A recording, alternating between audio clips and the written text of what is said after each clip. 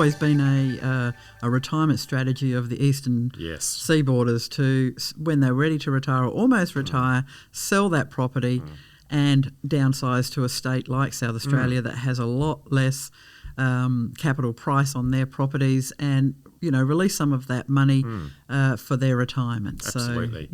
So a big part of our process is helping those people that are not perhaps as familiar with how the Adelaide market is and which areas to focus on and what are the implications of buying in some of those further suburbs where there's a lot of new development happening, a lot of high density development as well. I mean, there's implications on all of those things. And I think on the surface sometimes it looks quite attractive in terms of the property price and the yields. That's right. But if you're looking at a long-term strategy, it's important to look at the what does it look like if you were to own that investment for 20 years? How's that going to actually look over that period? And is that sort of the time frame that people tend to own property, or is that varied? It varies a lot, we find. Some people are looking for just like a short-term cash flow situation. Some people are looking for an intermediate, maybe 5 to 10 years. Maybe it's a stepping stone for something else. Yes. It really is a wide variety of people and what they're looking at. I think the vast majority are just your mum and dad landlords that are looking to have something for retirement,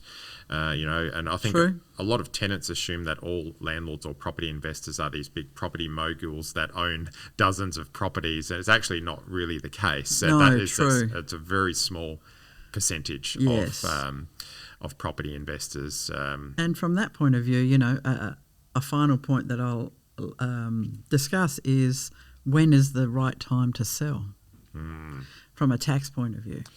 The right time to sell?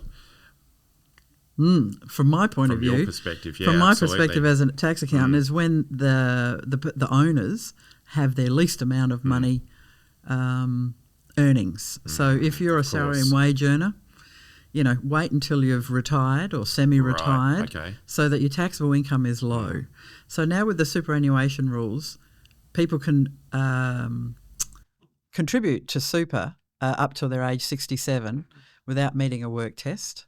But they can also add to super up to age 75 for the non-concessional contributions. Right. So there's a strategy. Obviously, you need to get advice around this. So this is general advice, not specific. Don't go run away and do it, but get qualified advice on it. But you want to sort of minimise the taxation and sort of mitigate any sort of excess taxation if you can, in terms of timing. Timing is very important. So what you want to do is when you're having the least amount of assessable income.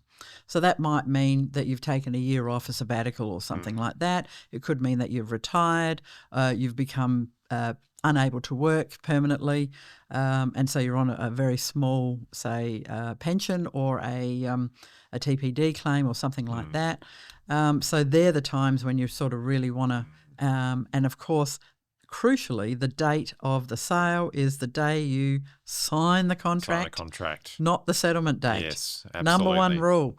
So I see that more often than not.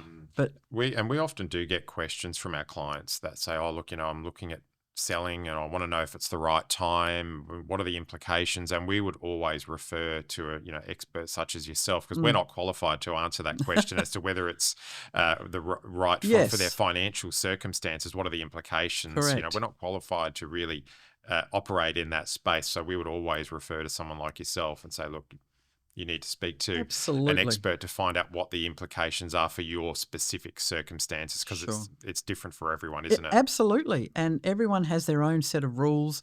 Everyone has their own set of circumstances and their expectations, so everyone's different.